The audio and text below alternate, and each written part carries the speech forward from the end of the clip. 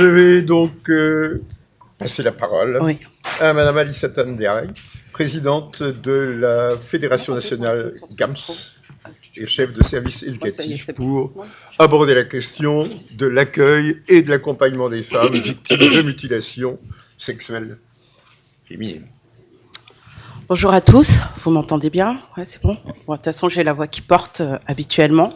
Je ne sais pas si vous connaissez ou vous avez déjà entendu parler de la fédération GAMS, donc groupe d'abolition de mutilations sexuelles féminines, donc qui existe depuis maintenant 40 ans sur tout le territoire français. Donc son siège social se trouve dans le 20e. Et donc nous avons plusieurs antennes en France, donc Occitanie, PACA, pardon, j'allais dire Picardie, Normandie, un peu partout. Donc c'est une association qui a que peu de salariés et beaucoup de bénévoles. Donc, je me présente à vous en tant que présidente de cette fédération, administratrice, et j'ai une double casquette parce qu'à côté de ça, je suis chef de service dans un ITEP, donc qui s'occupe d'enfants aux troubles du comportement. Donc, les mutilations sexuelles féminines, ce qu'on appelle couramment dans le langage courant l'excision des petites filles, il faut savoir que généralement on a l'impression, ou en tout cas ce qui est renvoyé, c'est que ça concerne essentiellement le continent africain. Il faut savoir que c'est pas le cas, ça existe sur 4 continents sur 5. Donc, le 5e continent, je vous laisse deviner c'est lequel. L'Antarctique. Ouais. L'Antarctique. Effectivement, l'Antarctique.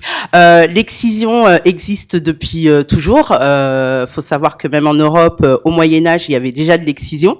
Que c'est pas forcément relié souvent, ce qui a pu être dit, que c'était relié à des religions et en l'occurrence à la religion musulmane.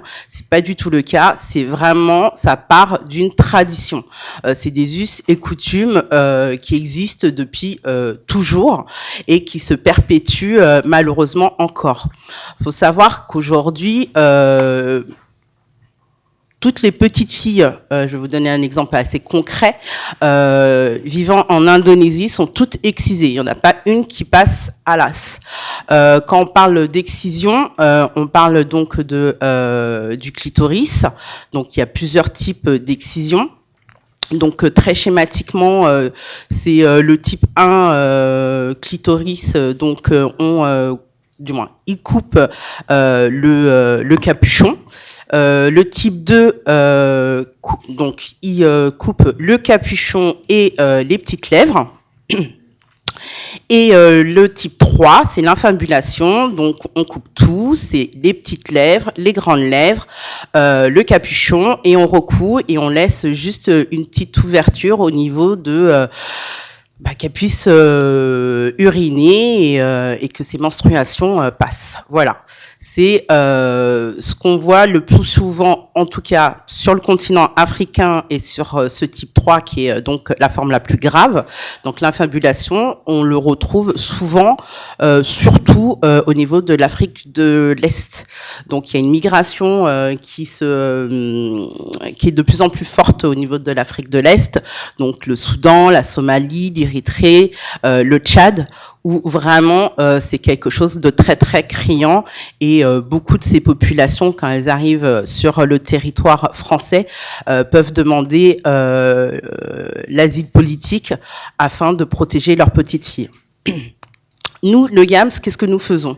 Nous travaillons sur 2 axes. Nous travaillons sur la prévention, l'accompagnement, la sensibilisation. Donc, ce soit auprès des professionnels. Donc, nous sommes forts d'une expertise de 40 ans. Donc nous formons des professionnels de tout corps, c'est-à-dire que ce soit des étudiantes de périculture, sages-femmes, des travailleurs sociaux, ça peut être aussi des magistrats, des avocats, des infirmières. Voilà, et en faisant aussi de la sensibilisation auprès des collèges et des lycéens.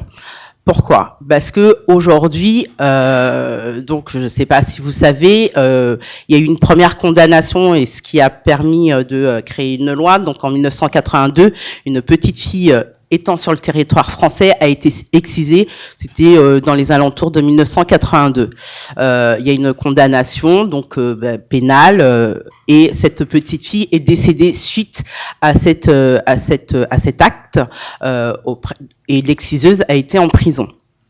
Donc, faut savoir que les exciseuses sur le territoire français, il y en a très très peu, voire quasiment plus, vu que la loi a été mise en place et ça a été renforcé et plusieurs associations, dont la nôtre, ont travaillé sur la sensibilisation auprès des populations. Et puis, ce qu'on s'aperçoit aujourd'hui, c'est que nous rencontrons ce problème sur un autre angle, c'est-à-dire que ces jeunes femmes, donc pour la plupart des afrodescendantes, étant nées sur le territoire, ayant une scolarité classique, partent en vacances dans leur pays d'origine, quel qu'il soit, et elles ne sont pas forcément au courant de cette pratique. Et donc, elles se retrouvent, une fois à découvrir leur pays d'origine, elles se retrouvent dans les carcans de ces femmes et se font exciser. Il faut savoir que l'excision peut commencer au plus jeune âge, donc nourrisson. Donc quand je dis nourrisson, ça peut être 7 jours, au 7e jour de la naissance de l'enfant. Et maximum, la plus âgée que j'ai rencontrée, 19 ans. 19 ans. Donc, mais l'âge médian, c'est à peu près 13 ans. 13-14 ans. C'est important de le savoir parce que ces jeunes filles ou ces mamans, vous pouvez les recevoir et c'est parfois compliqué d'aborder ce sujet-là, qu'on soit homme ou femme. Parce qu'elles peuvent le refouler, elles peuvent être dans le déni, elles se sentent déjà pour la plupart différentes et elles savent pas comment gérer ce traumatisme, hein, très clairement, et elles souffrent. Donc elles souffrent dans leur chair. Donc il y a 2 types de souffrance, hein. Elle peut être psychique. Et elle peut être aussi et à la fois physique. On sait depuis déjà plusieurs années, donc j'ai envie de vous dire quelques décennies, qu'il y a la réparation qui existe pour les femmes qui sont excisées. Depuis quelque temps, déjà, on a pu se rendre compte au niveau du GAMS que souvent les professionnels orientaient les femmes vers cette réparation au niveau du clitoris. Très schématiquement, on peut réparer un clitoris dans le sens où, le capuchon, le clitoris, il fait à peu près 10 cm en dessous de la peau. Donc, il y a une incision par le chirurgien et il le tire et il ressort un petit bout du clitoris. Ce qui permet à madame ou à la jeune femme de retrouver le plaisir si elle n'en a pas du tout ou en avoir un peu plus. Sauf que c'est pas si simple que ça. La réparation physique peut pas non plus fonctionner parce que le traumatisme, donc sur le psyché, est beaucoup plus important je pense que vous n'allez pas me contredire et il y a tout ce travail là qui est nécessaire. Donc ça c'est assez important de bien l'identifier et pouvoir l'orienter en disant que la réponse attendue on l'a pas. C'est vraiment en fonction des professionnels médicaux, sociaux, tout le panel. Il y a des parcours de prise en charge spécifiques avec des thérapeutes, sexologues et gynécos qui permettent de travailler cela, de faire le point avec les personnes qui sont excisées. Concernant les petites filles, elles sont repérées généralement en PMI et pour la sensibilisation, nous nous appuyons aussi au niveau du planning familial. et les CDFF pour travailler là-dessus au niveau des écoles, des étudiantes ou même auprès d'associations type CADA et tout type de structures qui s'en rapprochent. Ce qu'il faut savoir, c'est que, et je le vois à travers vos regards, et c'est normal, c'est humain que ça puisse horrifier. Moi, la première fois que j'ai commencé à me pencher sur ces situations-là et à regarder les images, le premier réflexe, très honnêtement, je serrais mes jambes, comme si on allait me le faire. J'avais mal. C'est instinctif, hein, c'est très primaire. Les femmes, elles se rendent compte, hein, ce qu'on appelle la communication non verbale, elles se rendent compte de tout cela. Et ce qui est important, c'est de pouvoir les soutenir et les accompagner. Et même si on peut être horrifié, c'est surtout important de faire attention aux mots qu'on peut utiliser dans cette prise en charge et dans cet accompagnement. Parce que pour une grande partie d'entre elles, elles se font exciser par des exciseuses qu'elles ne connaissent pas, mais c'est un parent qui les accompagne dans cet acte-là. C'est la grand-mère, c'est la grande-tante, c'est la grande sœur, etc. Donc, dès qu'on catalogue, il y a deux choses. Dès qu'on les catalogue en tant que victimes, certaines ne se considèrent pas comme victimes. Et secondo, dès qu'on dit barbarie, ils sont fous, bon bref, tout ce que vous voulez, n'oublions pas que derrière, ce qu'elle voit, c'est que indirectement, vous êtes en train de dire que sa famille, un membre de sa famille est barbare, et etc., etc. Donc voilà, faut pouvoir essayer de dissocier les choses pour pouvoir les accompagner et les déculpabiliser. C'est-à-dire qu'elles ressentent encore de l'amour pour cette famille, pour cet être, et qui fait quelque chose de complètement manichéen, c'est-à-dire elles sont dans un cheminement, c'est un rituel de passage. Voilà, c'est vraiment ça, c'est un rituel de passage. Et les mères, les grands-mères, les tantes, etc., qui elles-mêmes ont souffert de cela, parce qu'on peut, et j'ai oublié de le préciser, mais c'est important de le savoir, c'est que je parlais de désir par rapport au rapport sexuel, mais elles ont des problèmes en couche, elles peuvent mourir, il y a des hémorragies, elles peuvent perdre leurs enfants, il y a énormément de conséquences que pour certaines, chaque rapport sexuel est derrière soumis à des douleurs atroces. Donc, et il y en a à vivre comme ça. J'ai eu un appel il y a peut-être un mois de cela, une femme qui avait une 50aine d'années, elle avait eu 3 enfants, et à un moment donné, elle s'est dit bon ben voilà, je veux faire quelque chose, il faut que je m'occupe de moi. Et elle me dit, toute gênée au téléphone, bah oui, ça fait 30 ans que ça s'est passé. Ça fait 30 ans que j'ai des rapports sexuels avec mon mari que j'aime énormément, mais ça fait 30 ans que j'ai mal. Qu'est-ce que vous pouvez faire pour moi? Voilà. Et ça, c'est une réalité. C'est une réalité et c'est comment accompagner, comment accueillir cette douleur-là, cette personne qui dépose cette souffrance, cette incompréhension, parce qu'elles ont aussi de comprendre pourquoi elles, parce que parfois c'est toute une fratrie, parfois c'est que l'aîné et la maman ou le papa se rebellent pour pas que les autres enfants soient victimes d'excision.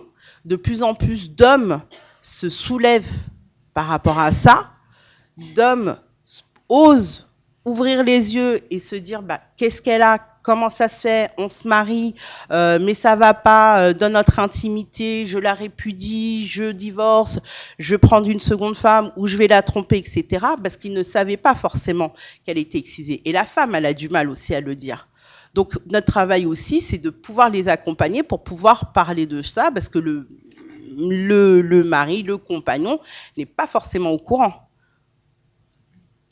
Donc ça, c'est vraiment des choses qui sont importantes de savoir. Puis, ces femmes, ce qu'elles comprennent, c'est que il y a des traditions dans les différentes cultures. Au Mexique, par exemple, il y a une tribu qui pratique l'excision et elles ont plusieurs us et coutumes. C'est pouvoir valoriser ce qu'il y a d'existant, de positif et pas néfaste au corps de la femme, et pas simplement être figé sur ce qui ne fonctionne pas. Si on prend sur l'Afrique subsaharienne, tout ce qui est portage, massage, ça fait partie des us et des coutumes. C'est quelque chose de bénéfique et qu'il faut valoriser. Et de pas simplement rester axé sur les mutilations sexuelles féminines, parce que c'est très réducteur. Et elles, parfois, les femmes, quand je discute avec elles et que je leur explique un petit peu la genèse des excisions, elles se disent, mais pourquoi nous ? Pourquoi la femme ? Pourquoi nous, on nous fait ça ? Et pourquoi nos mères continuent ? Mais on est toujours dans un alors déjà, on est dans un continuum de violence, je vais vous expliquer après par la suite pourquoi, mais on est dans l'apologie de la femme pure, de la femme où à un moment donné on disait, du moins à un moment donné on l'entend encore un peu, après tout dépend dans quel pays, sur quel continent, préserve-toi, il faut qu'elle soit vierge, il faut qu'elle soit pure. Et l'excision est un des éléments de permettre à la femme d'être pure. Certains hommes, et beaucoup trop encore, souhaitent et demandent à ce que des femmes soient excisées, comme ça, elle n'ira pas voir ailleurs. Très clairement, ils s'assurent que personne ne la touchera et que quand il la touchera, il saura que personne n'est passé par là, c'est une femme pure. Et dans certains rites de mariage, la femme ne sort pas pendant 3-4 jours de la chambre. Donc, il y a un rapport sexuel consenti, voire non consenti, parce que le GAMS travaille aussi, du moins, son axe de travail, c'est aussi les mariages forcés. Et une partie des femmes qui sont excisées subissent derrière des mariages forcés. C'est pour ça que je parlais de continuum de violence. Donc, c'est des doubles traumatismes. Donc, elles arrivent sur le territoire français ou sont sur le territoire français, elles se font exciser. Derrière, elles n'ont pas le choix. Quand je vous dis tout à l'heure que j'ai une femme de 19 ans qui s'est fait exciser, c'est-à-dire qu'à 19 ans, elle a voulu s'exciser. Elle avait une telle pression de sa famille et de son futur compagnon qui avait demandé est-ce qu'elle était excisée. Elle a dit non. Les parents ont dit non. Le monsieur a dit mais si elle n'est pas excisée, je ne l'épouse pas. Toute la communauté était informée, donc elle était afghane, du moins elle est toujours, pardon, donc elle est afghane, elle a dû, et par la pression pour pas mettre du discrédit sur sa famille et sur sa propre image, elle a décidé de se faire exciser.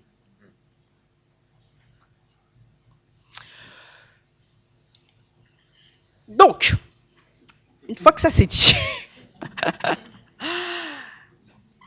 quand on passe par des traumatismes aussi violents,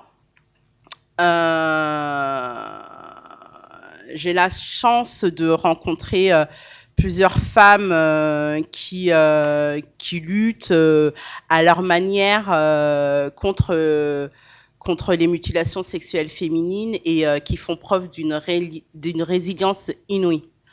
Elles arrivent, pour beaucoup d'entre elles, elles arrivent à se reconstruire. Elles retrouvent une vie épanouie. Elles ont un regard beaucoup plus éclairé. de par la connaissance, de par leur curiosité, et à travers ce calvaire, elles choisissent des parcours de vie qui sont complètement différents. Quand je vous dis que l'association, elle a 40 ans, c'est-à-dire que j'avais 5 ans. Les femmes qui ont décidé de créer cette association, le GAMS, c'était, ça aurait pu être ma mère, par exemple. Mais dans les années 80, donc c'est des femmes d'Afrique de l'Ouest, donc sénégalaises, maliennes, béninoises, togolaises, Congo, voilà, elles habitaient dans des quartiers et elles étaient victimes de violences conjugales de par leur mari, et elles avaient peur pour leur petite fille de se faire exciser parce qu'il y avait cette menace d'excision, et là pour le coup à cette époque-là sur le territoire.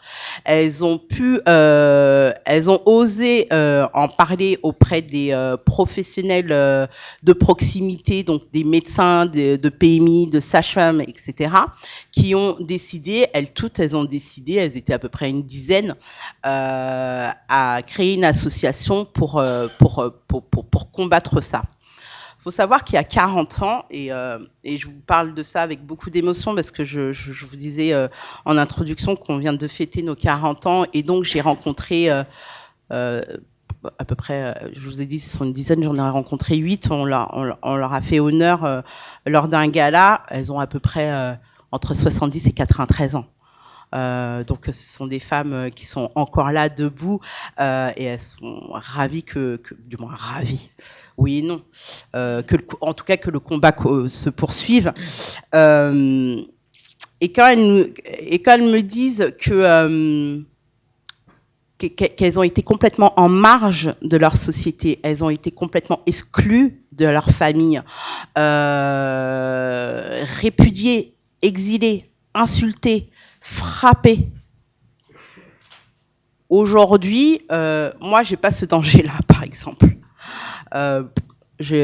Voilà, j'ai pas ce souci-là de me faire répudier, d'être exilée, d'avoir une pression de par mes parents, parce que voilà, je fais pas partie de cette génération-là, et pourtant ma mère a été elle-même excisée, a été victime de mariage forcé, et c'est le jour du gala que je me suis rendu compte de la portée de mon action par rapport à elle. Je le faisais pas pour elle au départ, parce que je suis travailleur social et que j'ai rencontré des femmes qui étaient victimes de ça, et j'avais pas fait l'association.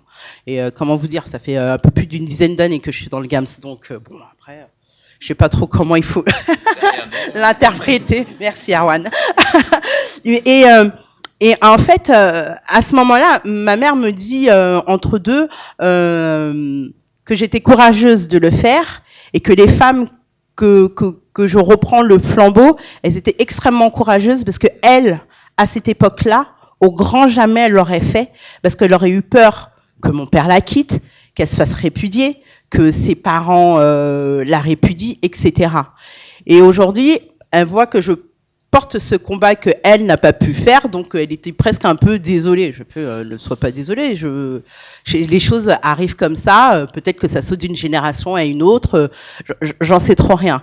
Mais ce qui est important, c'est qu'aujourd'hui, je suis là devant vous pour vous parler de ça, et de savoir qu'il est possible, chacun de notre manière, qu'on soit directement ou indirectement touché par ce type de violence faite aux femmes, d'aider les personnes, d'aider ces femmes, ne serait-ce que de les écouter, ne serait-ce que de les orienter si c'est nécessaire, mais d'avoir une écoute et de dire que vous êtes au courant. Parfois, il n'y a pas besoin de poser 1000 questions, ne serait-ce qu'une affiche dans votre bureau, poser un petit macaron, un petit dépliant. La personne, elle se dit « Ah, ils savent ce que c'est ». Et peut-être qu'à un moment donné, elle se décidera de vous en parler parce qu'il y a quelque chose qu'elle a envie de déposer, et que vous, à ce moment-là, vous allez pouvoir l'accompagner, que ce soit dans l'écoute ou l'orienter vers un thérapeute ou vers un membre de soins, tout simplement. et pouvoir aussi accompagner leurs enfants. Parce que c'est surtout ça le danger aujourd'hui, c'est les enfants. Et encore une fois, c'est pas forcément les Africaines, donc d'Afrique subsaharienne. En Indonésie, il y en a beaucoup. Sur l'Europe, il y en a. Même si certains pays européens ferment les yeux, ils se disent non, pas chez nous. Par exemple, en Suède, il y en a. En Pologne, il y en a. En Allemagne, ils ferment pas les yeux et ils se bougent quand même pas mal aussi. Mais voilà, il n'y a pas un continent qui n'est pas touché. Après, avec des proportions plus ou moins grandes, soyons clairs. Quand je vous dis Suède, c'est peut-être 2%. Quand je vous parle de la Guinée, c'est 99%. Mais même pour les 2%, il y a quelque chose quand même à faire. Et pour les 99%, évidemment, il y a quelque chose à faire. L'urgence, il y a une urgence qui est beaucoup plus criante. Voilà, je regarde le temps. Wow, 58, je suis bien. Hein. Vous avez encore 2 minutes. Wow.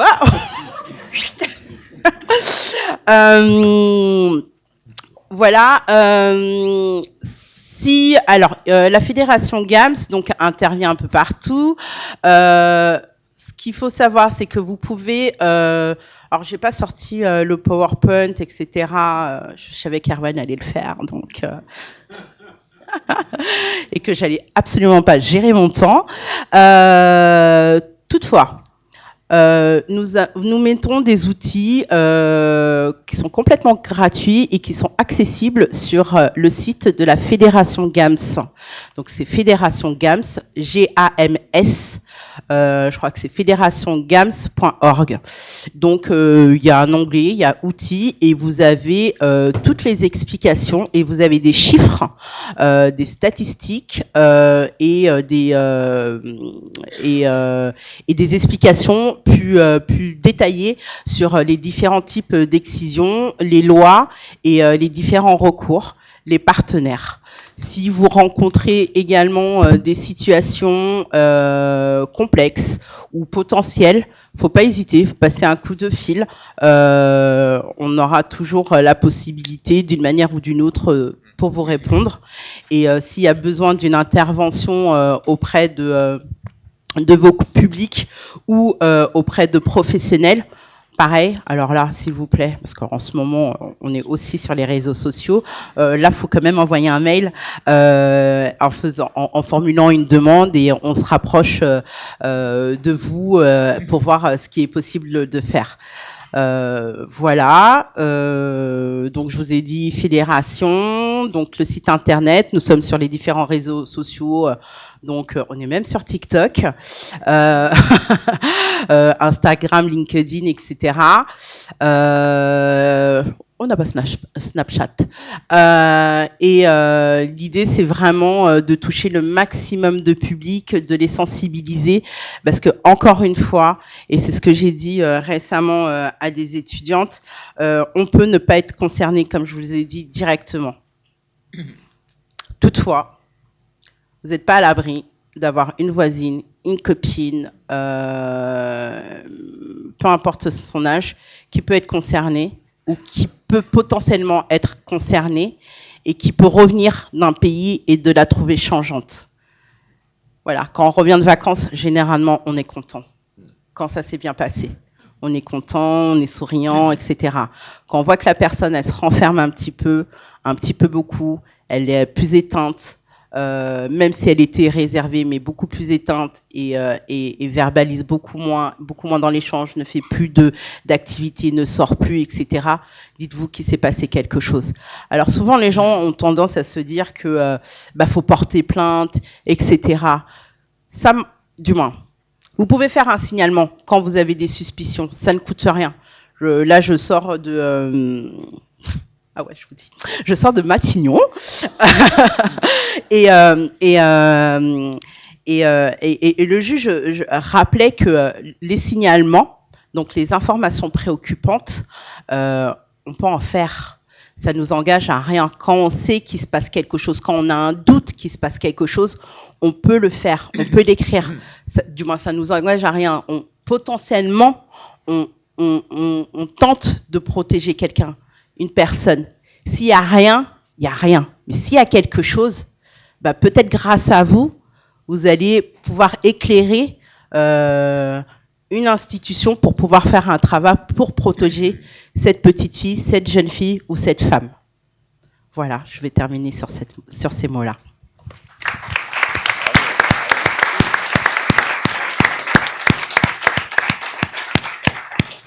Bien, merci Alisata pour cet exposé qui est douloureux, émouvant, qui a le mérite de nous alerter au cas où. Il vaut peut-être une piqûre de rappel de temps en temps, n'importe comment, pour un certain nombre de situations, notamment celles, et de nous proposer des réponses également.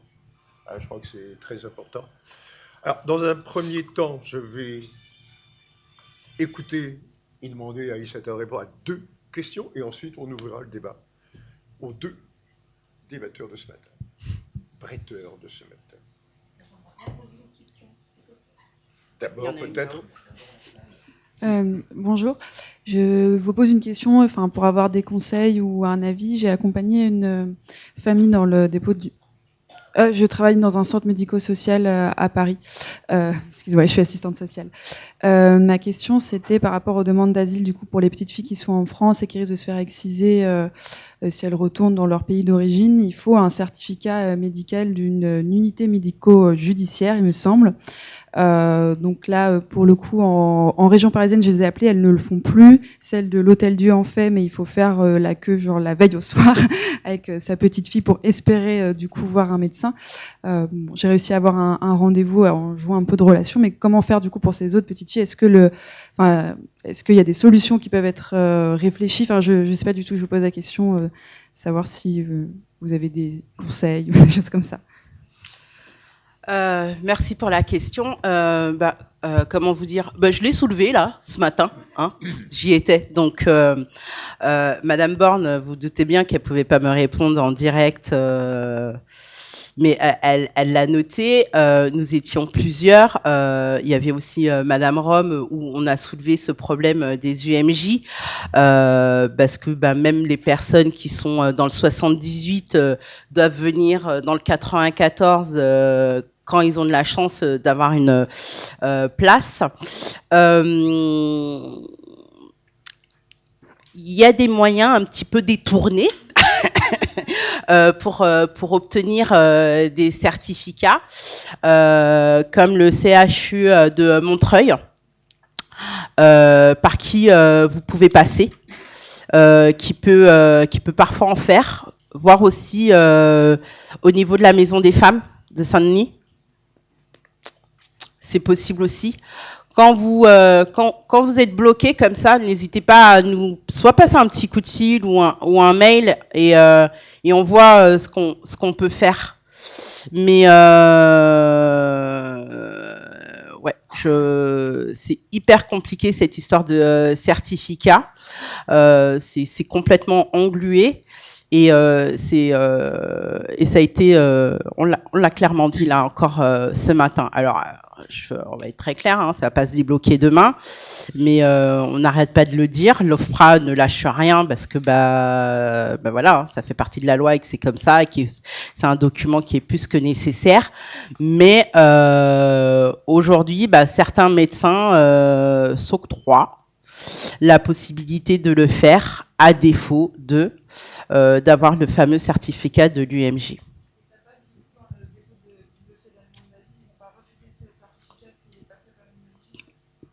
C'est passé une fois. Je peux pas vous le dire à coup sûr parce que pour le coup j'ai pas la situation en main. Vous voyez ce que je veux dire? Mais rapprochez-vous déjà de ces deux-là, et vous voyez. Et puis si ça bloque, passez un coup de fil. Non, je vous en prie. Bien, la seconde question. Oui, non, mais merci de soulever ce problème parce que moi, je suis sage-femme pour la PMI, PMI hors les murs, là, sur Paris, et c'est un combat au quotidien, en fait. Ah, ouais. Et donc, dernièrement, j'ai appris qu'il faut maintenant envoyer un mail aux UMJ en envoyant la convocation pour l'OFPRA et puis l'attestation de demande d'asile. Après, je ne sais pas quel est leur délai de réponse, mais c'est inouï, quoi. Il est long. Et il y a des familles qui vont jusqu'à Lille pour obtenir ce certificat. Ouais. Bien, on va élargir éventuellement le débat aussi donc aux deux bretteurs de ce matin. Juste, excusez-moi, mais on a la situation, nous, et on arrive à trouver des rendez-vous plus ou moins rapides à Creil. Je sais que c'est pas la porte à côté si vous êtes sur Paris, mais nous, on est dans le 77, et c'est le seul endroit où on arrive à trouver avec des délais raisonnables, quoi, si jamais. Voilà, moi j'adore ça, activer le réseau. Notez. Excusez-moi, bonjour. Donc moi je travaille dans une maison des parents, je dirige un lieu d'accueil parents-enfants, et du coup moi j'ai une identité de travailleur social, pas du tout santé. Et ce qui m'a aussi interpellée dans votre exposé ce matin, sur l'idée des statistiques, des chiffres, et on se dit, même si c'est des questions qui sortent pas souvent, forcément, il y a beaucoup de gens qui passent dans notre structure, qui sont confrontés à ces situations. Alors les violences, on connaît un peu mieux, on est un peu plus formés, on en parle plus, je me sens un peu moins démunie, même si j'ai beaucoup appris. Néanmoins, sur la question que vous avez présentée, je ne sais pas du tout, et j'ai jamais pu, ça fait 25 ans que je travaille, j'ai jamais été confrontée à quelqu'un qui m'a... j'ai travaillé avant en centre social. C'est jamais sorti. J'ai jamais accompagné une femme qui avait pu subir ça, et j'ai bien conscience que j'ai forcément croisé des femmes qui ont subi ça. Donc ma question, c'est, vous l'avez évoqué, un petit autocollant, un petit flyer, mais de votre expérience de travailleur social, comment favoriser cette potentiel accompagnement ou cette potentielle sollicitation, parce que c'est quelque chose qui est quand même effectivement soit très tabou, soit qu'on ne sait pas par quel bout prendre, mais en tout cas qui sort quand même très rarement en réalité. La question, c'est comment favoriser, comment remonter les informations comment rendre possible. En fait, je mets en regard et en parallèle le fait qu'il y a quand même des chiffres qui parlent, et que donc c'est une situation très courante, et que finalement, nous, en travail social, c'est pas quelque chose qui sort souvent. Donc, alors je parle de mon expérience, mais d'une expérience de 25 ans sur différentes collectivités avec différents collègues, donc c'est pas une expérience qui n'est que la mienne, en tout cas. Alors, il y a eu des études, et il n'y en a pas là en ce moment depuis un certain temps, mais il y a eu des études, et c'est pour ça que je vous invite, je ne les ai pas en tête, sur le site, où vous allez avoir des chiffres sur un plan international et aussi national, donc aussi sur le territoire français. Je crois que les dernières, elles datent avant le Covid. Ouais, c'est sûr, c'est avant le Covid. Mais vous avez des chiffres. Après, en termes de remontée statistique, tout dépend des structures et comment sont les fameux rapports d'activité, nos fameux tableaux Excel, comment elles sont traitées, et ce qui est demandé en fonction des établissements et des ministères où on est rattaché. En tout cas, nous, aujourd'hui, il y a bien des chiffres qui sont remontés, dans le sens où on a été mandaté sur un plan régional qu'on va lancer là, parce que il y a des chiffres qui sont remontés sur l'Île-de-France où il y avait une prévalence de mutilations sexuelles féminines. Je pourrais pas vous dire exactement sur quel chiffre, etc., parce que on vient juste d'être mandaté, on vient d'avoir une subvention là-dessus, et on va devoir on va piloter sur la région Île-de-France avec différentes associations par chaque département. Et normalement, sur ces associations-là, sur chaque département qui travaille autour des mutilations sexuelles féminines, elles vont se rapprocher des différentes structures qui potentiellement pourraient accueillir un public potentiellement en risque ou qui a été excisé pour travailler là-dessus à venir. Donc là, ça devrait démarrer. On est quoi là ? Au mois de novembre, je ne sais même plus. De décembre jusqu'à février. Mais bon, si vous voulez plus d'infos, regardez sur le site. Et puis, pareil, un petit mail, et on peut vous envoyer des choses si besoin. Je me permets, pardon. Je suis médecin en centre de santé, et en fait, je pense que la question était portée plus sur le fait de réussir à libérer la parole de la femme et à la faire formuler le fait qu'elle a subi l'excision. Et je rejoins un petit peu votre propos parce que pour la question des violences, je trouvais que c'était quelque chose qui était compliqué à aborder en consultation. C'est pareil, c'est quelque chose qu'on ne formule pas forcément. Et depuis un an, je le fais de manière systématique dans mon interrogatoire, de la même manière que les antécédents médicaux, les facteurs de risque. Et je pose la question des violences. Et du coup, je me disais, est-ce que c'est quelque chose qui pourrait être formulé à ce moment-là? Enfin, je sais pas. Oui. Est-ce que ça se fait de manière un peu systématique? Enfin, quand je pose la question des violences, soit on me répond non, soit oui, soit... Parfois, les femmes ou les hommes ne voient pas de quoi je parle, donc je décline en disant physique, sexuel, psychique, harcèlement. Est-ce que excision, ça pourrait avoir du sens dans la foulée, enfin, à ce moment-là? Alors, je vais vous répondre et après je vais passer la parole à mon collègue pour qu'il puisse aussi répondre à vos questions. Oui, tout à fait, parce que ça fait partie des types des formes de violence faites aux femmes. C'est-à-dire que ce qu'il faut surtout ouvrir, c'est que, et c'est pour ça qu'il était important que je puisse vous dire que ça ne touchait pas simplement que l'Afrique subsaharienne. C'est-à-dire que si vous avez des Afghanes, des Turcs, des Syriennes, voilà. Vraiment, faut ouvrir les champs des possibles. Parce que pour celles pour qui vous pouvez vous dire, bah non, par exemple, en Côte d'Ivoire, ça va pas se faire. Bah si, en Côte d'Ivoire, ça se fait. Parce que, ou en se disant, bah tiens, celle-ci, elle est pas musulmane, non, elle est pas. Et ben peut-être que potentiellement si. Et si même elle est pas concernée, elle peut vous dire, ah mais si elle va voir une amie ou quoi que ce soit derrière, elle pourrait se dire, mais c'est bizarre, le médecin m'a posé cette question-là. Vous voyez ce que je veux dire? Donc ça peut faire aussi effet boule de neige. Bah, c'est souvent le cas. Souvent, c'est un non et puis 2 ou 3 consultations après. Vous m'aviez posé la question. Et c'est ça. Tout à fait. Merci pour vos questions. Merci. Ce n'est pas nécessairement terminé, mais on a ouvert le débat donc à l'autre Erwan, à son intervention. Voilà, je souhaite qu'on ait des questions qui le concernent également. Si on n'a pas tout de suite, moi j'en ai on en trouvera à n'importe quand. Oui. Oui, merci Pouvez-vous beaucoup. vous présenter en deux mots, s'il vous plaît? Oui, moi je suis éducatrice de rue depuis une dizaine d'années. Ma question s'adresse peut-être à tous les deux. Du coup, concernant le travail avec les hommes, moi au quotidien j'accompagne beaucoup de jeunes femmes, mais j'accompagne aussi beaucoup de jeunes hommes qui sont auteurs de ces violences dont vous parlez. Et qui sont aussi victimes d'autres violences, violences familiales, violences conjugales, violences policières, etc., etc. Et du coup, je me sens peut-être étonnamment plus outillée pour accompagner les jeunes femmes que pour accompagner les jeunes hommes, parfois. Et voilà, c'est peut-être un peu hors cadre, mais ça m'intéresse d'avoir votre retour sur cette question. Merci beaucoup. Oui, c'est une excellente question. Moi, c'est pour ça qu'à un moment, ça me pose question de traiter différemment l'un ou l'autre, pas que je questionne les chiffres et tout, mais effectivement, c'est une question. Il n'y a pas de méchants sur cette planète. Il y a des gens en souffrance qui agissent leur haine. La haine, elle est en tout à chacun. L'agressivité, elle est en tout à chacun dans le développement. Donc, c'est important ce que vous pointez, effectivement. Pour maltraiter, pour détester l'autre, pour être raciste, pour taper, pour maltraiter, il faut être en souffrance. Sinon, on déteste quand on va bien. On n'a pas besoin de détester qui que ce soit. Donc, je me perds.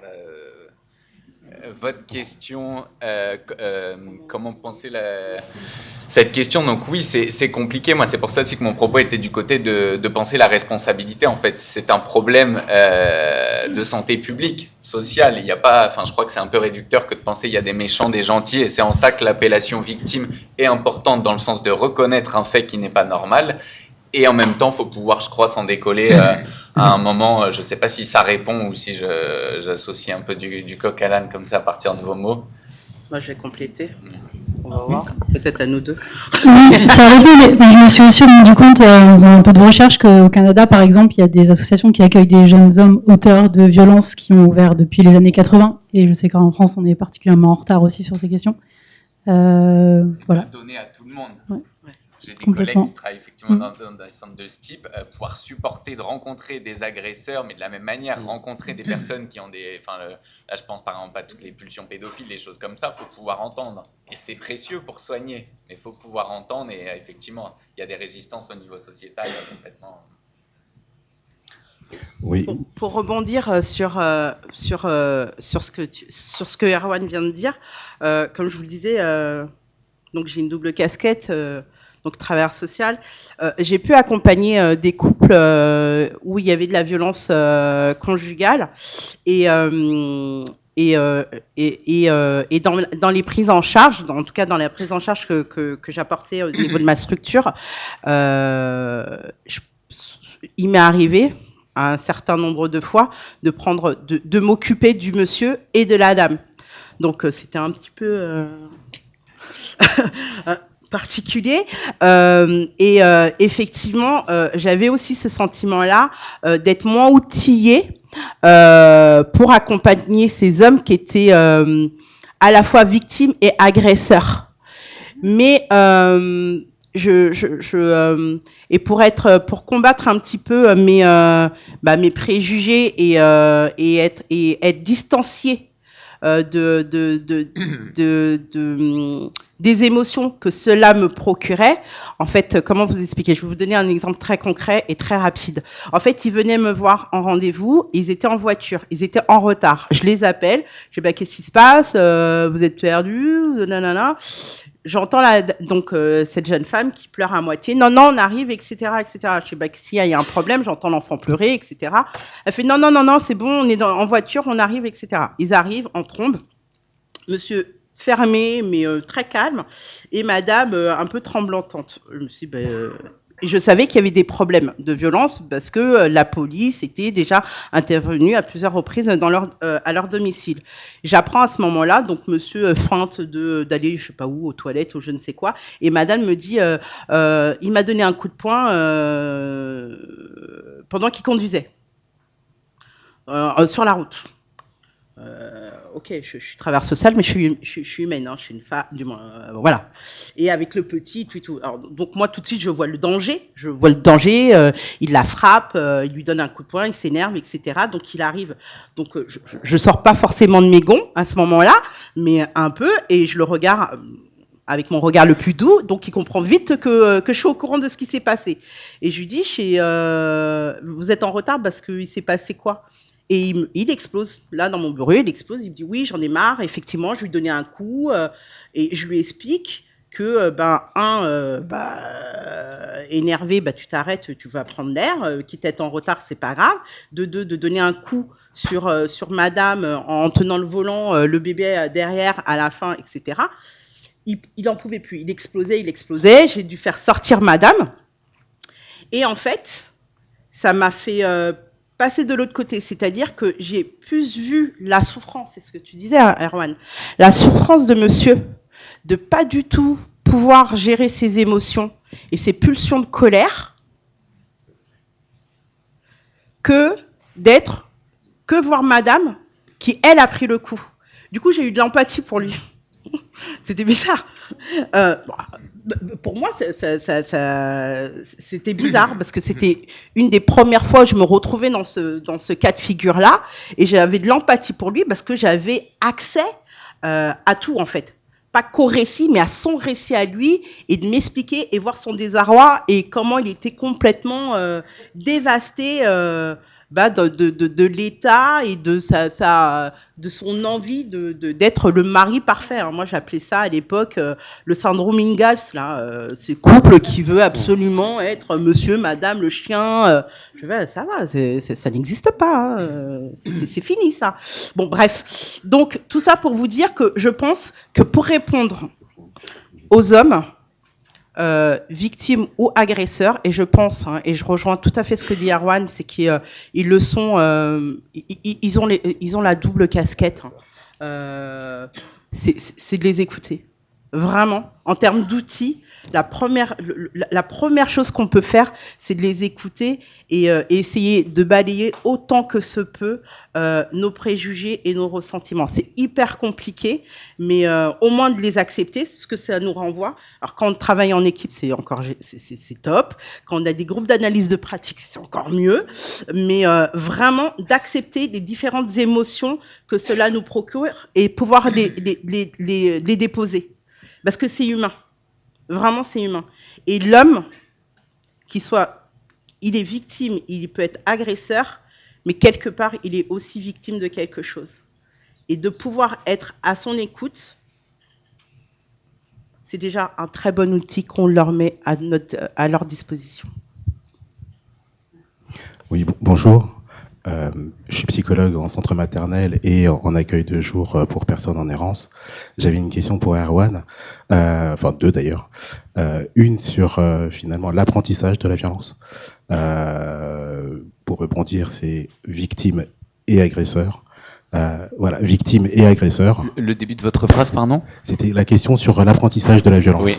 Voilà. Et une deuxième question que je viens d'oublier là tout juste, mais c'est pas grave, ça reviendra plus tard. Sur l'apprentissage. Ah oui, ça y est. Excusez-moi. Sur la clinique de l'échec. Voilà, c'est-à-dire que de l'échec. De l'échec. Le fait de pouvoir accompagner des personnes tout en sachant qu'on va échouer. Sur la question de l'apprentissage de la violence, est-ce que vous voulez dire comment l'enfant apprend à composer avec cette violence ou comment lui est enseigné le fait d'être violent ? Les deux. D'accord. Sur comment, de façon très concise, sur comment l'enfant apprend à composer avec cette violence, c'est les adultes qui ont la responsabilité de lui donner les moyens de contenir sa pulsion, qu'elle soit de l'ordre d'une excitation ou d'une manifestation d'agression vis-à-vis d'un autre, de le contenir. Alors, je vais dire idéalement par la parole, mais là, les représentations culturelles parlent, puisqu'il y a des pays où ça se fait autrement, ça se passe très bien, les individus sont pas moins sains. Ils vivent, c'est ce qu'on me répond souvent. Ce qu'on constate quand même, c'est que du coup, en cas de conflit, le recours au corps est plus fréquent. C'est bien, c'est pas bien. Je suis psychothérapeute, j'ai pas de position là-dessus. Simplement, il y a une loi, et cette idée, c'est de transmettre la loi où on est. Peu importe où je vais, j'applique la loi de là où je suis. En fait, c'est dans cette idée que se mettre en porte-à-faux vis-à-vis de la loi, c'est mettre en danger son enfant. Et du coup, cette question culturelle que tu as pointée, je te remercie. Je crois que vous demandiez aussi tout à l'heure, madame, sur ce que j'entendais dans votre question, de comment faire que la parole puisse se libérer. Et c'est complètement ça. Plus on ouvre l'oreille, en fait, plus on parle, plus on plante des germes, plus on ouvre des possibilités de dire, plus on dit oui. Moi, effectivement, ta question, ce que tu as à me dire me dérange pas. Ça peut venir, c'est ça qui permet que ça vienne. Et c'est ça tout l'enjeu. Donc là, sur la question de l'apprentissage de la violence, quand on tape un enfant en lui disant « ne tape pas tes copains », ça tombe à l'eau. Un adulte n'a d'autorité devant un enfant que parce que lui-même se soumet à la loi. Donc, être dans un coin où c'est autorisé de taper un enfant, pas de problème, parce que c'est porté socialement et culturellement, et donc collectivement. Ce qui pose problème, c'est le fait de s'extraire d'une loi symbolique, que celle-ci, elle soit écrite ou qu'elle se passe socialement, c'est-à-dire des répressions, par exemple, telle chose est interdite, tu transgresses, on te court après, on t'attrape. Mais cette question-là, c'est très important. Et c'est important d'avoir en tête ces représentations culturelles, effectivement, de savoir quelles sont les nôtres et de ne pas fermer. Parce que si moi, je ne peux pas entendre la question d'excision, on ne va pas me dire. Si je ne peux pas entendre le fait que beaucoup de personnes éduquent des enfants en tapant, on ne va pas me dire. Je suis obligé de m'ouvrir là-dessus. Oui, ça se fait. Bien sûr que ça se produit. En France, il y a quelques années, c'était encore légal. Il y a quelques dizaines d'années, tous les profs corrigeaient les élèves. Donc c'est quelque chose que, voilà, c'est important de l'avoir en tête. Donc l'apprentissage de la violence et la suite. La clinique de l'échec. La clinique de l'échec. La clinique de l'échec. Alors ça, c'est pareil. Protection de l'enfance. Je parlais de protection de l'enfance, addictologie. C'est des cliniques de l'échec. C'est dans la mesure où c'est le moins pire. Et en même temps, je préfère le voir du côté de la clinique de la construction. Mais en effet, il faut pouvoir supporter l'impuissance. En addicto, c'est beaucoup quelqu'un se détruit. Comment j'accepte, alors c'est pas, je valide pas ça, mais comment j'accepte qu'il se détruise sans vouloir m'agiter à sa place au risque qu'il se détruise encore plus. Et c'est toujours une clinique du moins pire. Qu'est-ce qui est moins pire, un enfant placé ou un enfant qui se fait gifler de façon éducative? Toujours des questions compliquées comme ça. Et il faut être humble, il faut être très, très humble. Et je pense qu'on peut remercier les gens qu'on rencontre de nous enseigner cette humilité. Beaucoup à apprendre d'eux. Merci pour votre question. Alors, je voulais rebondir sur la question des outils et de l'outillage. On peut voir au fait que beaucoup de travailleurs sociaux, je reviens aussi à la question qui a été posée tout à l'heure, ne se sentent pas forcément légitimes pour poser des questions en lien avec la santé. Là, on entendait même des médecins généralistes ou autres qui ont du mal à poser certaines questions, qui commencent dans leur culture professionnelle à penser à poser des questions sur les violences, mais comment se sentir outillé pour poser des questions, que ce soit sur l'excision ou même sur les violences conjugales. Il y a peut-être quelque chose à faire pour en revenir à la question de la santé mentale de manière beaucoup plus générale. C'est des choses qu'on peut voir aussi. Beaucoup de travailleurs sociaux, même beaucoup de professionnels en première ligne avec du public, ne sont pas outillés. Il y a peut-être quelque chose, un moment à faire lors des formations initiales pour que les personnes par la suite se sentent légitimes et qui participent réellement à un décloisonnement au lieu de continuer de créer des postes qui sont censés faire des décloisonnements, mais travailler directement à la base avec les personnes concernées. Voilà. C'est tout le génie de la systématisation, comme vous le pointiez tout à l'heure, madame. Ça fait partie du protocole, je réfléchis pas. Alors, mais c'est tout l'enjeu. Et en même temps, il faut banaliser pour que ça puisse être simple d'en parler. Et en même temps, derrière, il ne faut pas banaliser le fait que c'est des violences et que voilà. Donc, mais c'est rendre accessible, en fait, se rendre accessible. Donc, laisser entendre qu'on n'est pas trop campé sur des postures qui sont les nôtres, qu'on est ouvert. Et voilà, apprenez-moi. Qu'est-ce que vous vivez? Comment je peux vous aider? Et pour ça, les professionnels ont besoin d'être formés, outillés pour pouvoir se le permettre. Ce qui n'est pas le cas, malheureusement. Alors, faut savoir que de plus en plus... Alors, faut savoir que de plus en plus, il y a des formations, après ça dépend des structures, de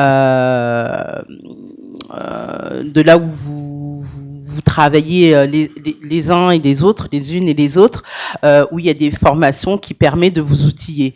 Par exemple, je sais pas, moi je vais vous donner le centre, comment ça s'appelle, centre Hubertine au Clair, qui propose beaucoup de formations autour des violences faites aux femmes. Hier j'étais sur une table ronde autour de la prostitution des mineurs, l'accompagnement, la sensibilisation, etc.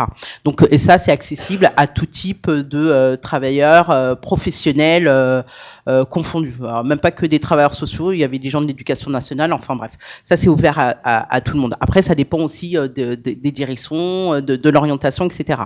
Pour rebondir sur la partie enseignement quand des futurs professionnels, là, ça fait partie du référentiel et ça fait partie aussi de l'appropriation du directeur du cursus scolaire. Quand je vous dis que j'interviens dans des écoles de périculture ou des éducateurs spécialisés, si l'IRTS de, je sais pas moi, de Melun ou de Parmentier est sensibilisé là-dessus, où il y a une semaine de sensibilisation là, comme du moins vous regardez, c'est hyper flagrant. Là, c'est le 25 novembre, donc là, vous avez même pas idée de la journée que j'ai. Depuis 6 heures, je suis debout. Je sais pas à quelle heure je vais me coucher, mais toute cette semaine, c'est la semaine des violences, des violences faites aux femmes. C'est pas toute la semaine, les violences faites aux femmes, c'est tout au long de l'année. Là, on est à peu près à 120, je sais plus, je crois qu'on est à 120 féminicides. Elles n'ont pas commencé lundi et ça s'arrête pas demain. Donc les mutilations sexuelles féminines, pareil, il faut qu'il y en ait peut-être une qui meurt ou on attend le 6 février parce que c'est le 6 février chaque année la journée internationale de lutte contre les mutilations sexuelles féminines pour pouvoir en parler. Donc après on est dans cette société-là. Donc j'ai envie de vous dire, nous les professionnels, c'est comment on se construit. Les outils, on nous les donne pas. Qu'est-ce qu'on fait? Ok, on fait le constat comme vous faites, on n'en a pas, il y en a pas, il nous en faut. Faut aller les chercher. C'est-à-dire qu'à un moment donné, on est formé aussi sur le terrain et avec ce public-là. Et heureusement, je pense que c'est une des meilleures formations, ce que tu disais tout à l'heure, Erwan. Et il y a aussi nous, en tant que professionnels, comment on va aller chercher à se documenter et s'informer. Et après, c'est quels sont les lieux ressources. Et parfois, on n'a pas forcément connaissance des lieux ressources. Comme moi, là, j'ai appris, il n'y a pas très longtemps, l'existence du centre Hubertine. Et quand je vois tout le panel qui propose et qui est ouvert à tous, je me dis, mais pourquoi les gens ne sont pas au courant ? Ouais, juste pour après j'arrête, je ne veux pas prendre la parole, mais lorsque vous dites, c'est là où on voit qu'il y a des inégalités aussi par rapport aux personnalités. Enfin, de là où je parle au fait, moi je travaille au sein de la direction de la santé publique de la ville de Paris et je m'occupe des conseils locaux de santé mentale. Donc c'est là où on fait tout un travail de démocratie participative en santé mentale avec la psychiatrie qui est présente, les travailleurs sociaux, les élus. Enfin, c'est vraiment à l'interface au fait de tous ces sujets. On a beaucoup de travailleurs sociaux, que ce soit le service social de proximité ou autre. C'était par ce biais-là que je portais cette parole-là, en disant qu'ils ne sont pas outillés. Et malheureusement, il va y avoir des personnes qui vont se démarquer de par leur personnalité passionnée, qui vont aller chercher, mais ce n'est pas le cas de tous. On se rend compte, qu'il y a des personnes, de par leur structure, enfin j'en sais rien, qui vont pas avoir cette dynamique-là. Comment est-ce qu'on fait pour que ces personnes-là soient quand même outillées un minimum, parce que ces personnes vont être quand même en face de ces personnes. Mais j'entends ce que vous dites, évidemment, il y a des ressources qui existent, mais les personnes ne savent pas qu'elles existent. Enfin, je pense qu'il y a peut-être vraiment quelque chose à faire pendant la formation. Enfin, je sais pas. Pendant la formation, parce que sur les questions de santé mentale, on le voit, je termine là-dessus. Par exemple, là, il y a une formation qui existe de premier secours en santé mentale, PSSM, qui est proposée aux personnes, mais ça a un coût. Faut voir la prise en charge et après voir comment par rapport à la motivation des personnes. Mais il faudrait que d'un point de vue citoyen, au-delà même du professionnel, que tout le monde puisse être outillé pour faire face à ces situations. Et c'est malheureusement pas le cas. Voilà. Tout à fait d'accord. Merci. Merci. Vous avez posé effectivement la question fondamentale qui réunit les deux et tout ce qui a existé, qui va exister en termes d'intervention, d'organisation de migration santé. C'est effectivement la question de la construction de la professionnalité et de la formation qui ne s'arrête pas à une formation qui ne serait qu'initiale, mais qui est tout au long de la vie. Voilà, je crois qu'on va être amené à... Alors, j'ai une petite question. Il y a encore combien de questions? Levez la main. Oh là, deux. Alors, on prend les deux dernières questions. Voilà. Deux. Et après, eh bien, écoutez, on prendra le temps de se retrouver à 14h. Est-ce qu'il y a une question par Erwan qui va partir là? Alors, je vais devoir vous laisser... si vous voulez m'écrire, n'hésitez pas, guadon.erwan@hotmail.fr, mais allez-y, je vous écoute. Oui, alors, merci, Safia. Ma question, elle posait un petit peu plus sur l'accompagnement des aidants, parce qu'on a parlé des personnes qui sont auteurs de violences autant que des personnes qui sont victimes de violences. Mais dans les cas où, là, c'est plus par rapport aux addictologies, assez souvent, on est face à des personnes autour de la personne addicte qui sont aussi en grande souffrance parce qu'ils n'arrivent pas à aider la personne qui est emprisonnée dans cette addiction et qu'en même temps, trouver l'équilibre entre la passivité de la laisser se détruire et essayer de contribuer à ce qu'elle aille mieux. En fait, c'est la question des aidants. Je ne sais pas trop comment on peut les accompagner, ni même s'il y a des structures ou des choses qui sont mises en place pour les aider, parce que les aidants des personnes qui sont addictes ou en souffrance, du coup, elles souffrent aussi énormément et le positionnement est tout autant compliqué que celui des professionnels aussi. J'ai une position assez franche là-dessus qui va peut-être vous paraître dure, mais je crois que ce que vous dites aussi, ça touche aussi culturellement à ce qui se passe dans le travail social, à savoir il y a des gens à aider.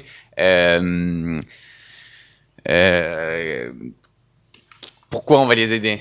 D'où ça vient cette envie d'aider l'autre? Là, sur les questions des aidants, moi je reçois aussi, même en cabinet, beaucoup de personnes qui souffrent du fait d'avoir un parent qui lui-même souffre de je sais pas quoi, et ça met dans des complications. Moi, mon intervention, ça va être lâchez ça. Vous pouvez pas, occupez-vous de votre vie, construisez votre vie.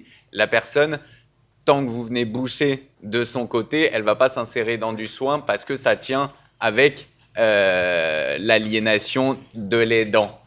Donc c'est assez cru comme façon de le formuler, je vais droit au but, mais l'idée c'est celle-là. Il faut laisser béant parfois pour que la personne puisse s'insérer dans le soin. Si on comble et on matelasse partout, ça peut s'éterniser pendant très longtemps.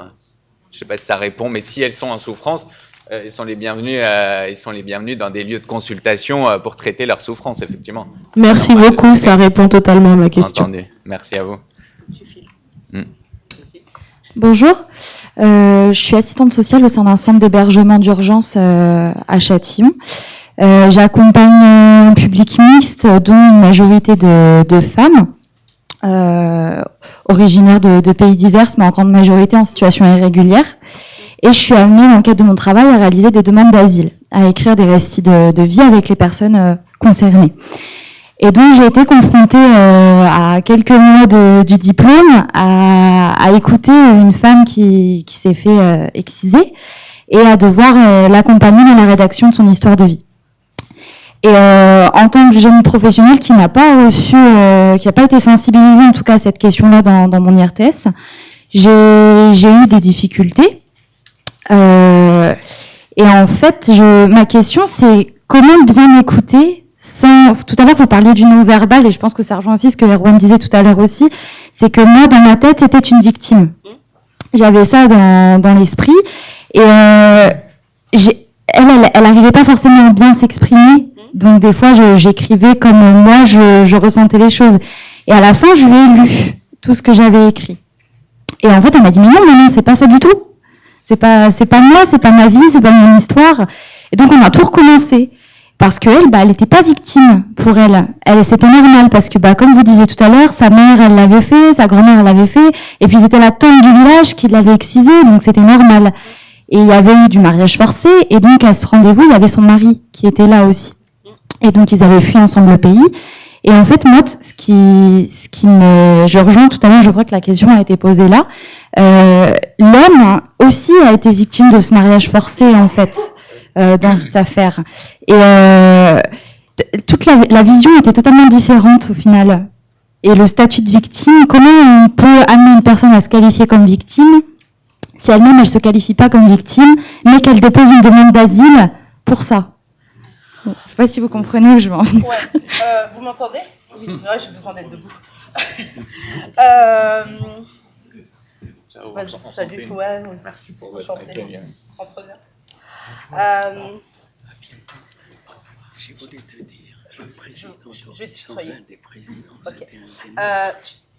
Des... Si elle ne se considère pas comme victime, c'est son choix. C'est tout un cheminement. Peut-être dans 10 ans. Tout à l'heure, je donnais l'exemple. Une femme a été victime d'un acte, mais elle ne s'est pas sentie victime. Tu vois ce que je veux dire? Et du coup, et quand elle appelle, donc, si vous faites 30 ans après les faits, là, elle se sent victime.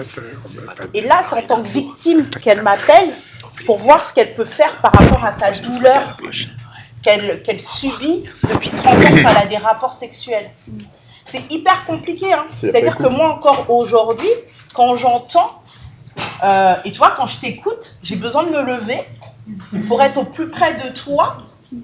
Et tu vois, c'est une forme d'empathie, de plus près de toi, parce que je ressens dans quoi tu devais être quand tu as dû recueillir ce récit, qui devait être aussi, du moins, difficile, et de le retranscrire, qui est aussi un exercice compliqué, et de reprendre en face, mais non, c'est pas ça du tout.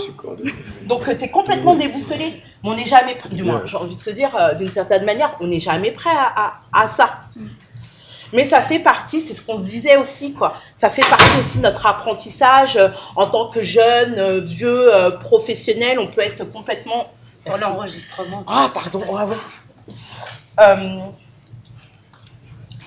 On peut être, comment te dire, complètement déboussolé, effectivement. Et ce que tu as fait, c'est super. Et parce que depuis quelques années, ça se fait, mais combien de travailleurs sociaux ont pu écrire des récits et ne pas prendre le temps de le relire auprès de la personne? Tu vois ce que je veux dire? Donc déjà ça, merci. Vraiment ça, déjà, merci. Et après, de réécrire par rapport à elle, son ressenti et comment elle vit la chose. Comme le monsieur, toi, tu parlais de mariage forcé. Aujourd'hui, c'est encore tabou, mais on a beaucoup d'hommes afrodescendants, là pour le coup, qui n'ont pas le choix, les pères les envoient, et leur dit tu vas te marier avec la cousine un tel ou avec telle fille, etc. etc. Ils n'ont pas le choix. Quand on voit ces jeunes hommes, on serait loin de s'imaginer que potentiellement ils seraient victimes de mariage forcé. Hein. Tout l'archétype du mec musclé, etc. Mais ils sont en souffrance. Et ils vont tomber parfois dans des addictions parce qu'ils n'ont pas eu le choix. Ils se sont mariés avec cette jeune femme. Ils n'avaient pas le choix et ils vont pas mettre des mots dessus. Et par chance, s'ils rencontrent un travailleur social ou un médecin ou quoi que ce soit dans l'accompagnement, et en fonction de ce que vous allez lui dire, il va peut-être se reconnaître et là il va pouvoir poser les choses. Mais ils ont un tel parcours de vie tellement cabossé, il y a tellement de choses, du moins des traumatismes qui se cumulent les uns après les autres. C'est un enfer, c'est un enfer. Et là, à un moment donné, nous, notre petite personne, on n'a rien, on va bien, tout se passe bien. On leur dit, alors même sans condescendance, on leur dit, mais vous êtes victime, c'est horrible ce qui vous est arrivé. Qu'est-ce qu'elle a envie de te dire? Mais n'importe quoi, madame, je suis pas victime, c'est comme ça, ma mère elle a été comme ça. Non, je suis pas victime, je suis une survivante. La plupart, elles me disent toutes qu'elles sont des survivantes. Et je les appelle pas aujourd'hui victimes, je vous dis, vous êtes des survivantes, vous êtes des combattantes, vous êtes des battantes. Et là, on repart au combat et elles se reconstruisent. Donc, oui, parce qu'au final, quand on a rédigé le récit, ce qu'elle a mis en avant, c'était plus le mariage forcé que l'excision. Alors qu'on avait passé vraiment beaucoup de temps à parler de l'excision parce qu'elle avait un besoin de verbaliser. C'était une femme qui était enceinte et du coup qui cristallisait beaucoup à l'idée d'accoucher. C'était son premier bébé, c'était vraiment une très grosse peur. Et au final, on a beaucoup plus parlé de l'excision, mais elle, ce qui voulait que ça ressorte, c'était le mariage forcé. Qui au final, elle était quand même amoureuse de l'homme en question. Ils sont venus ensemble, il était là dans le bureau, mais elle a quand même beaucoup plus parlé de ça. Le fait qu'on l'ait forcé, qu'on l'ait obligé. Mais bien, attendez, je suis désolé, on va être obligé d'en arrêter là. C'est vrai, le débat commence à se mettre vraiment en marche, mais bon, c'est classiquement comme ça. Et il faut bien prévoir un temps de repos, de répit